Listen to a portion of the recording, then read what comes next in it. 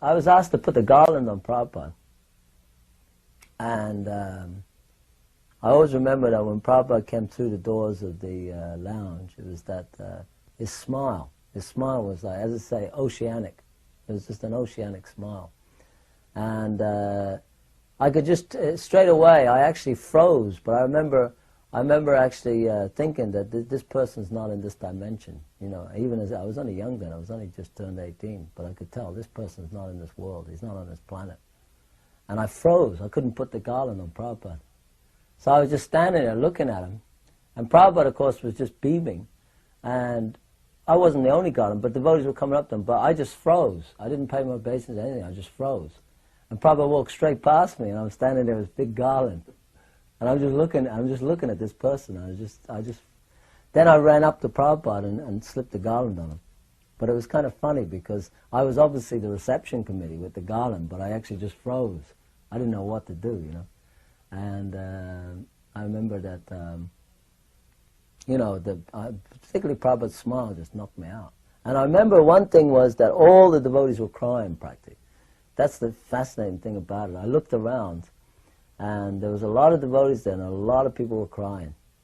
And I think that's just made me even more kind of amazed at the potency of this person. You know, that someone could walk through a door and cause everyone to cry. You know, it was just fascinating. And another time we were doing initiations, and at the initiations, Prabhupada was very grave. You know, when he was chanting on the beads, he was chanting on all these beads, and he was very, very grave. And I remember I was sitting just below the Vyasa-san. I was thinking, Prabhupada's so grave, you know. And yet, then when one boy came up, Prabhupada was holding up the beads like that. And so Prabhupada said to him, he said, so what are the 4 regulated principles? So the boy said, no intoxication, no gambling, no meeting, no illicit sex. And then Prabhupada said, so, which one do you like the best? And the boy went bright red, you know. He went completely red. And I just thought that was really funny because Prabhupada had been so grave. It was so serious an occasion, and yet he kind of completely talked like that. In St. James's Park, Prabhupada would constantly be pointing out things, different things. I mean, there was one time we were in a park, and there was that now there was that story which I remember, but there was some bird droppings, you know, and Prabhupada was asking, he was saying, what is this? And everyone was kind of looking at the bird droppings and thinking, well, you know, like, they were kind of thinking, well, maybe it probably means some tea leaf formations, you know, like we could esoterically look at it. And Prabhupada said, what does this tell you? And everyone was kind of bewildered.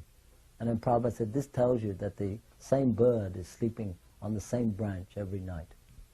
So Prabhupada said, even the bird becomes attached to his apartment. So Prabhupada said, so be careful. One time we were going past Buckingham Palace. So we were very proud at that time that one boy had joined who was part of the Queen's Guards. You know, the guys who wear the big furry hats. So as we were passing the palace, we were in a taxi with Prabhupada. So we looked over and we said, Prabhupada, one of the Queen's personal guards has joined. And then Prabhupada said, oh, so what about the Queen? I remember different things on morning walks. One thing was that Prabhupada was always commenting about the state of society.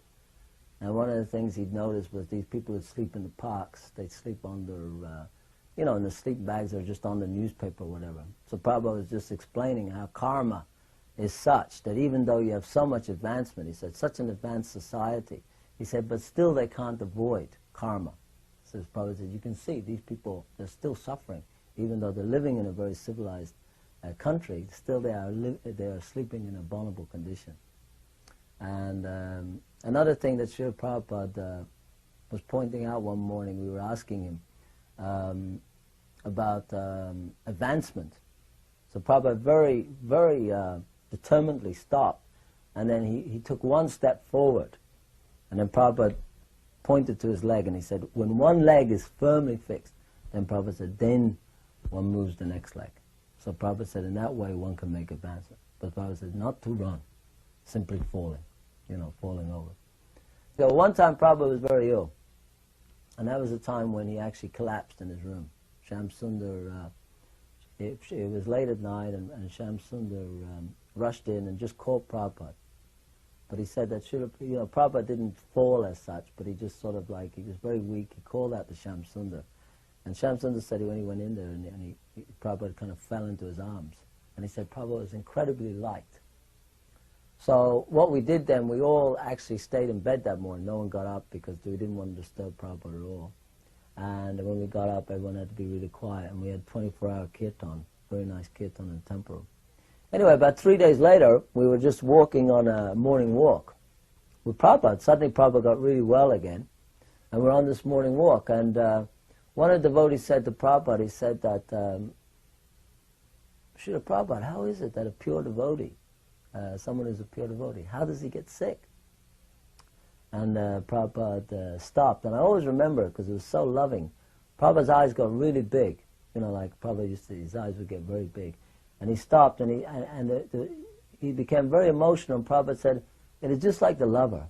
Prabhupada said, sometimes the lover, what is this? And Prabhupada went like that, what is it? Sometimes they're biting, like this. And we said, oh, love bite, Prabhupada. And Prabhupada said, yes.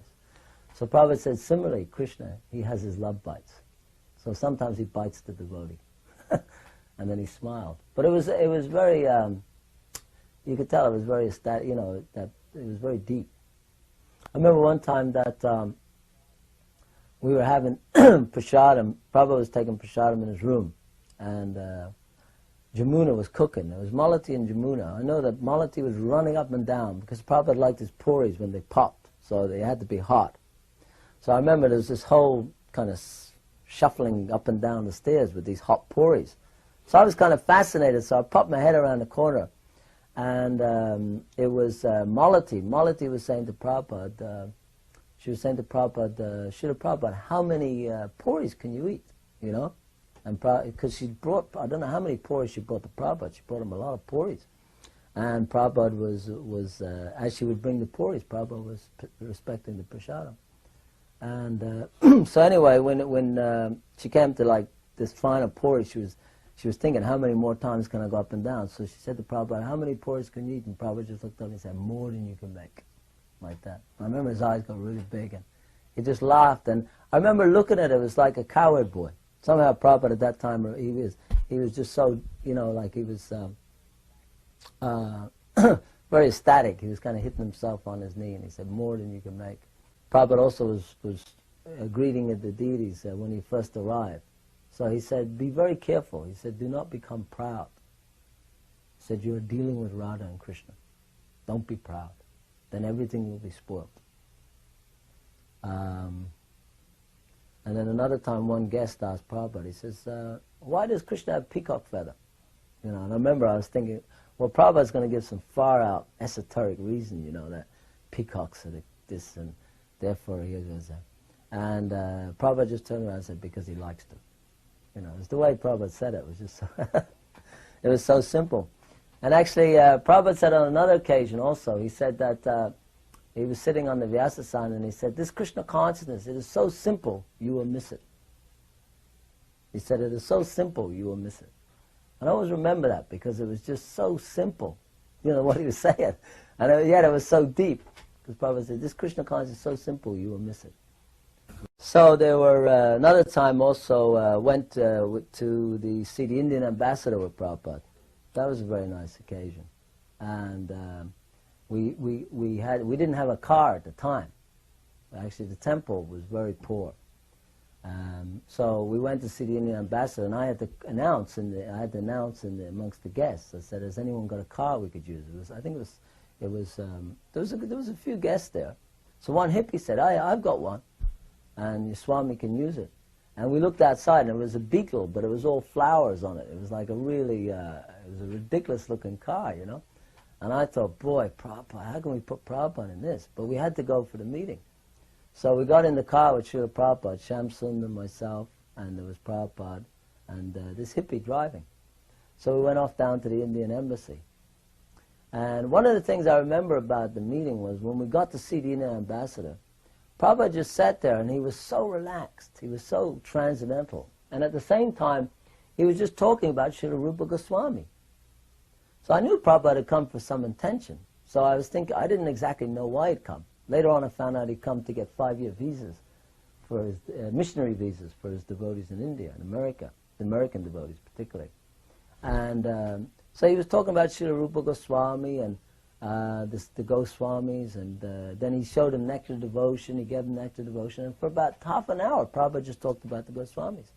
And then at the end of it, so the gentleman was so kind of purified, the Indian ambassador, so then he started talking to him in a very personal way. He called him by his first name. He said, so, Abai Pant was his name, not Abai, Abu Pant or something. And he said, so Abu, last time I was here, you said, Swamiji, whatever you want, I will do, if I can help you.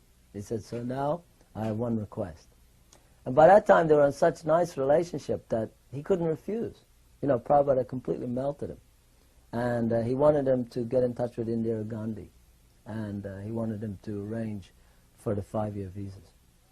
So, as I remember it, he went off at that time, and the Indian ambassadors he was going to contact through Delhi, the Indira Gandhi.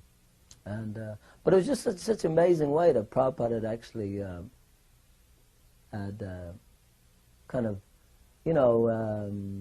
softened him by talking about the Goswamis and the philosophy.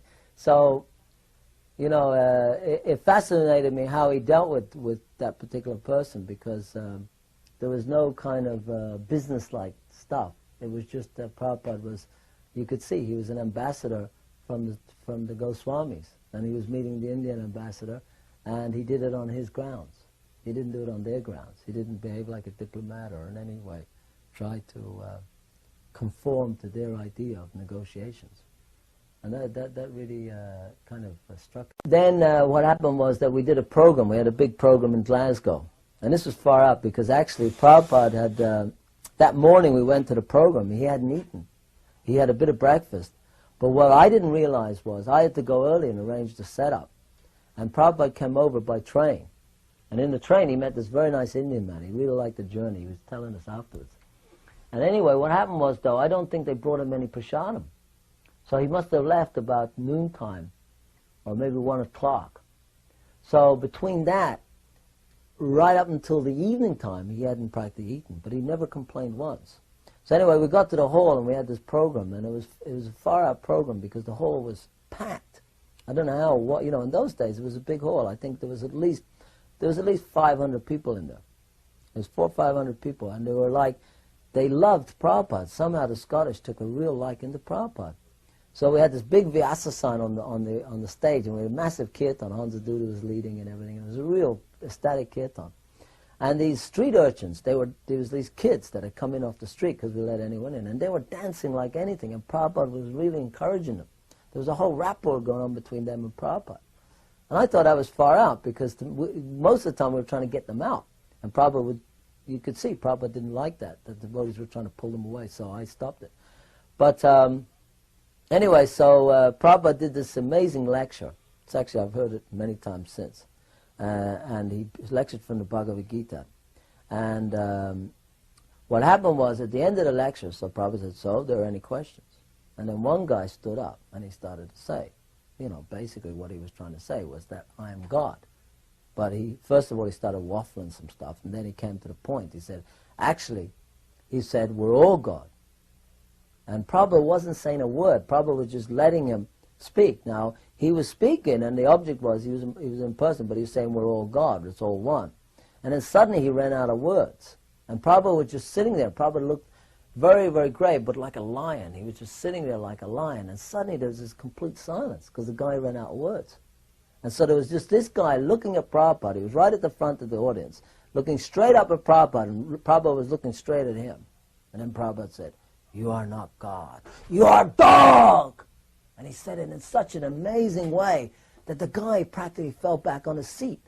The Shakti, and the guy just fell back. And the whole audience stood up and clapped and cheered and whistled. It was like Celtic had just scored a goal in the World Cup or something. I mean, it was an amazing reaction. Everyone just clapped and cheered and everything.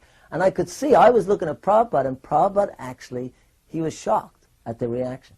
They just all completely backed up Prabhupada. And what happened was that after the program, we took Prabhupada to the back, and all we had was oranges. the feast. We were so poor that the feast was oranges. I mean, you can imagine that for the public. But even then, so we gave Prabhupada we gave him 5 oranges, and then we gave him another 5. I think he ate about 10 oranges. Now what happened was that when Prabhupada was leaving the hall, I can swear on this till the day I die, Prabhupada was intoxicated. It was like he was in complete ecstasy. He was staggering down the hall. Now I was looking at Prabhupada, I was holding the door, and it was only Prabhupada and me, and his servant was coming behind. And I was just looking at Prabhupada, and Prabhupada had this beam that was like incredible. He was just intoxicated. And you could tell, it was like this. I've never seen Prabhupada like that before.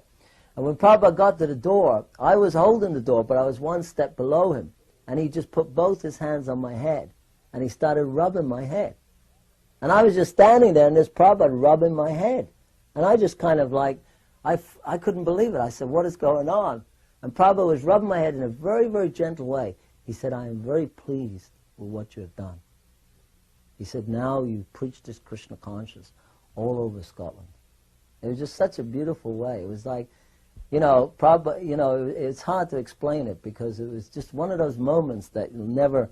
Okay, so what happened was that Prabhupada called me back into the room, and I was kind of fascinated then because now I'm in the room with Prabhupada, and Prabhupada's going to have a shave. So I was drying myself off, and Prabhupada was in the mirror with this, and he'd soaked up, and he had this, Nanda Kumar was standing behind him with a towel and some stuff. And now the only thing you have to check if it's Nanda Kumar, because that I can't focus in on. I don't think, it might have been Shruti Kirti, but I don't think so. It's one of those things, because with Prabhupada I always remember, kind of servants, but they were always Nanda Kumar or Shruti Kirti or something like that. So I'm pretty sure it was Nanda Kumar. But anyway, Prabhupada's trying to use the razor. So I could see Prabhupada was disturbed, and I was fascinated the way Prabhupada was so angelic. He was like going like this. So Prabhupada was looking, so he turned to Nanda Kumar and said, this is Gillette? First of all, he was holding the razor in his hand like that, and he said, and then he looked at Nanda Kumar and said, and he was pointing to the dial, because Prabhupada has a razor with a dial on it, and he adjusts it, and he said, there's no dial? It's not here? Like that. You know how Prabhupada would question. He said, dial? And then Nanda Kumar said, no, that's not your regular razor, Prabhupada. It doesn't have a dial. And Prabhupada said, is it? Then Prabhupada said, it is Gillette? And then Nanda Kumar said, no, it's not Gillette. Prabhupada said, simply bogus. And the way it was like unbelievable. It was like he'd rejected, like someone who rejects Mayavadi philosophy. Prabhupada just said, simply bogus. And he said it in such a wonderful way. And the razor just sort of floated. He didn't throw it, but there was a shelf there, and it just landed on the shelf. But Prabhupada just went, simply bogus.